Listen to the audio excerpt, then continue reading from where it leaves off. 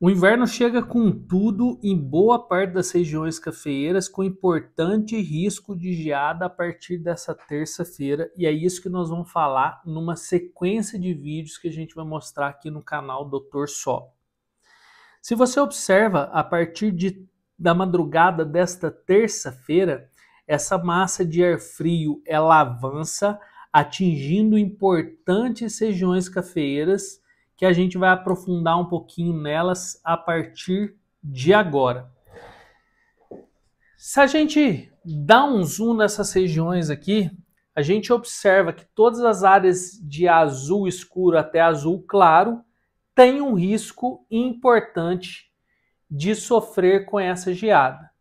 E aqui a gente nota que estão dentro dessas regiões municípios como Varginha, uma parte de Lavras, Alfena, São Sebastião do Paraíso, Passos, região de Poços de Caldas, aqui está Machado, Três Pontas está aqui perto também, a região da Alta Mogiana e uma boa região com maior intensidade aqui do Triângulo Mineiro para uma parte de Uberlândia, Uberaba, Araxá, menor intensidade um pouco Patrocínio e menor um pouco em Patos de Minas. Mas afinal de contas, por que algumas lavouras sofrem mais e outras menos, mesmo tendo uma condição semelhante?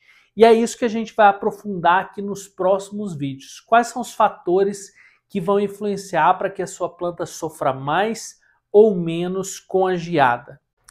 Mas então, quais fatores que vão influenciar? Antes disso, eu vou trazer para vocês como essa geada vai afetar, que ela é. A geada ela vai ocorrer quando as temperaturas elas atingem abaixo de 0 graus Celsius e ela tem diferentes tipos. Uma geada branca, que a gente chama, que é o congelamento dos cristais de orvalho sobre as folhas.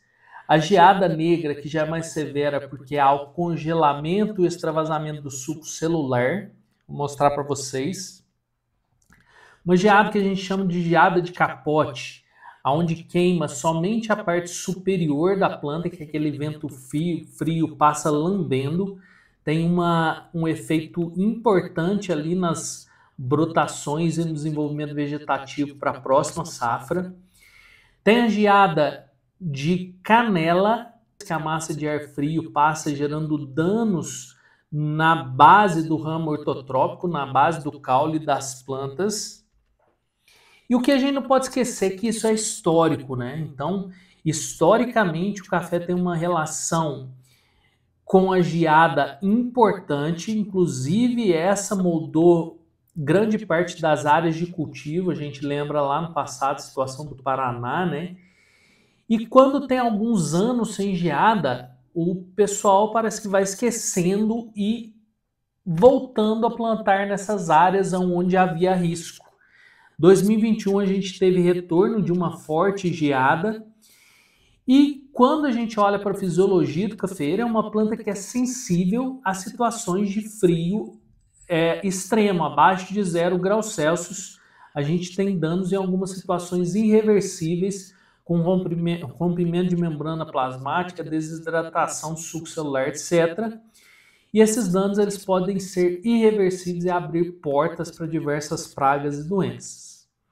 Mas de fato, o que a gente pode fazer? Quais são as estratégias de manejo e mitigação? Primeiro, é escolher áreas com histórico livre de geadas nos últimos anos e preferência com terrenos com mais de 5% de declividade, porque a parte superior não vai pegar nesse caso aqui. Mas é uma coisa que a gente chama, e os antigos têm bastante esse conhecimento, que é o que a gente chama de linha de geada. Então, se a gente observa essa situação aqui, ó, a gente tem uma linha aqui da área mais suscetível a danos mais severos pela geada aqui embaixo, tá? Então, nessa situação, se nas últimas geadas a gente teve danos importantes aqui, talvez essa área não seja uma área com aptidão para o café, deve ser área para outras culturas, tá? E isso muitas vezes a gente esquece. Outra coisa muito importante também é a questão de irrigação. Aqui é um assunto muito peculiar, porque isso só vai funcionar em algumas situações específicas. quando se entra preferencialmente com sistemas automáticos, quando essa temperatura atinge 0 graus Celsius, quando você tem irrigação por aspersão ou pivô, essa irrigação no solo pode fazer levantar uma massa de ar quente que pode prevenir essa geada, esses danos severos. Somente aspersão e pivô, e tem que ter uma sensibilidade muito grande para isso aqui. Viveiros é bem importante, que isso aqui pode ajudar bastante viveiros. Outra coisa também, uma técnica que é utilizada, são colocar aquecimento físico no local. É aplicável somente para situações de áreas pequenas e situações de bacias, onde se acumula esse ar frio, tá? São aquecedores que com lascas de madeira, ou palha de café, ou latas de óleo diesel, vai gerando uma névoa, uma massa de ar, e essa névoa tende a acumular massa de ar quente abaixo dela, gerando um microclima naquela bacia, tá? Outra coisa que é importante, que vai ajudar também, bastante bem aplicável, é você plantar quebra-ventos, que são cortinas de árvores posicionadas contra o vento frio dominante. Em algumas situações você tem que fazer corredores também para o escoamento dessa massa de ar frio, se você tem alguma coisa barrando aquela massa de ar frio no local da lavoura. Outra coisa que pode funcionar em algumas situações é a arborização. E uma coisa muito importante aqui é cobertura física. Então, quando você tem plantas pequenas, de até 6 meses, você pode cobrir fisicamente isso, gerando uma proteção física, cobrir com terra ou cobrir até com um saquinho, né? Saquinho daquele de papel, que isso vai gerar uma proteção extra naquelas plantas que são mais sensíveis naturalmente. O que vai influenciar, né? Temperatura da massa de ar. Então, a massa de ar predominante, ela vai determinar o potencial de ocorrência e a intensidade dessa geada. Quanto mais fria a massa de ar for, maior o risco de atingir temperaturas letais para o café.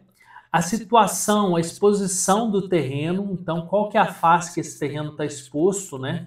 Se ele está exposto em uma exposição direta por ar frio, que facilita o acúmulo desse ar frio, vai sofrer mais com a geada.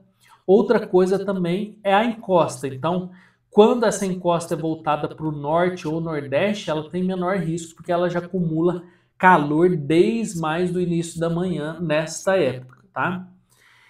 Cobertura vegetal viva ou morta na rua, tá? Em situação de risco de geada, nessa época, áreas com cobertura vegetal na rua, ela tem maior risco de geada, porque o solo, quando ele está descoberto, ele tende a acumular calor durante o dia e perder calor durante a noite, e esse calor gera uma diferença de alguns graus importantes para reduzir o risco da formação dessa geada na lavoura.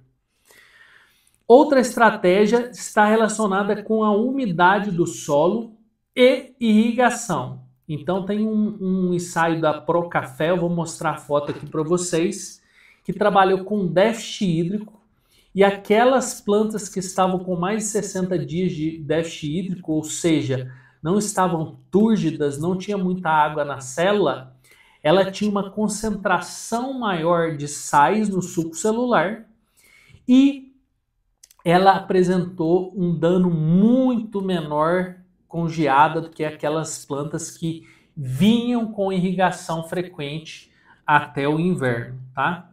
Isso aqui torna-se difícil de uma recomendação prática, porque nunca você sabe de fato quando vai ocorrer, e também a falta de água também é danosa às plantas, mas fica aqui uma dica. E vai ocorrer exatamente isso aqui, né? A planta que está com a célula hidratada e principalmente está diluído sais dentro dessa célula, o ponto de congelamento dela é mais alto, então ela congela a temperaturas mais altas e rompe mais facilmente essa célula. Outra coisa importante é o balanço NK nas plantas, que também está relacionado ao ponto de congelamento. Aqui eu aprofundei um pouquinho mais no balanço NK, principalmente com relação ao fornecimento de potássio relacionando com geada, e a gente achou diversos trabalhos em azeitona, oliveira, né, mostrando que aplicações com até 2% de sulfato de potássio geraram maior tolerância aí ao congelamento. Então ele diz aqui que além da aplicação de potássio, particularmente 2%, levou altos aumentos na concentração de carboidratos, prolina, proteína, fenal total, atividades enzimáticas antioxidantes, capacidade de eliminação de DPPH, bem como a razão entre ácidos gastos insaturados, ou seja, o potássio vai aumentar o ponto de congelamento daquela solução dentro da célula e pode ajudar.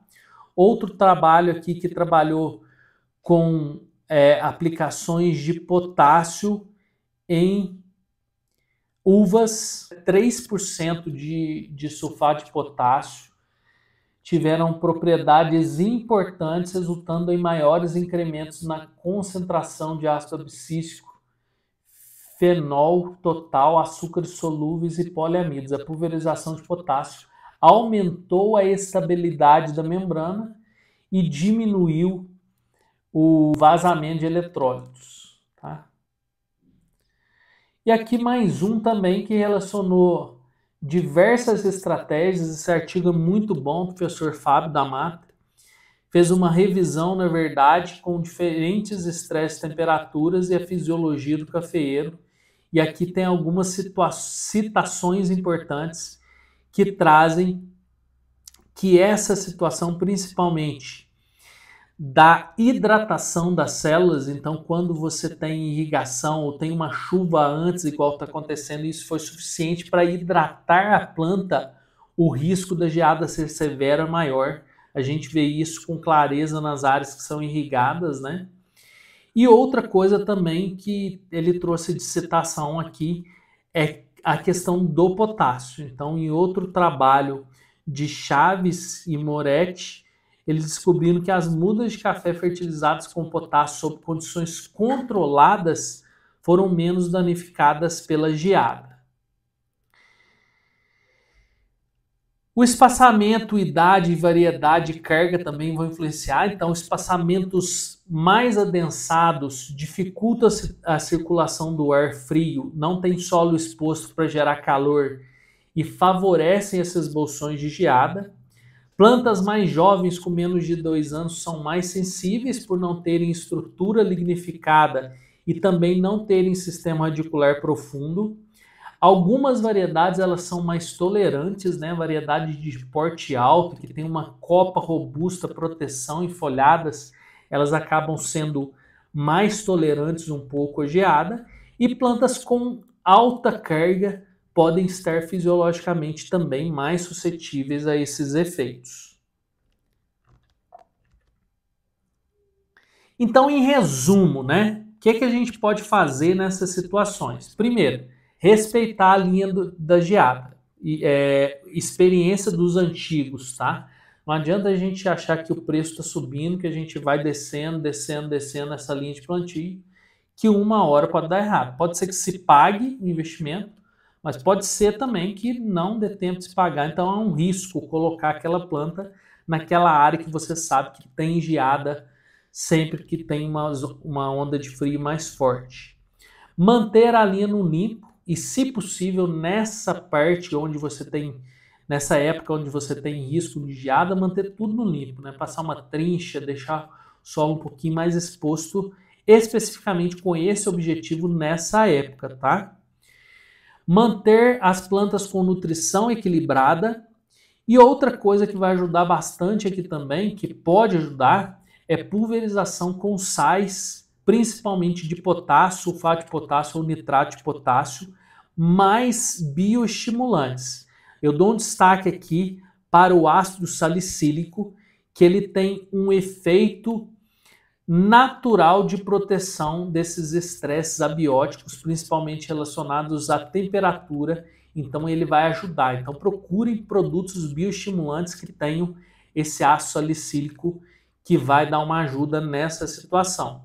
Proteção física das plantas jovens, quebra-vento nas áreas suscetíveis e nessa situação as plantas que estão em déficit hídrico podem sofrer menos. Se você gostou desse conteúdo e ficou aqui até o final nessa série de vídeos, seja no Instagram, seja no YouTube, já se inscreve no nosso canal para não perder essas informações técnicas e relevantes que a gente leva aqui para vocês, tá bom? Muito obrigado, até a próxima.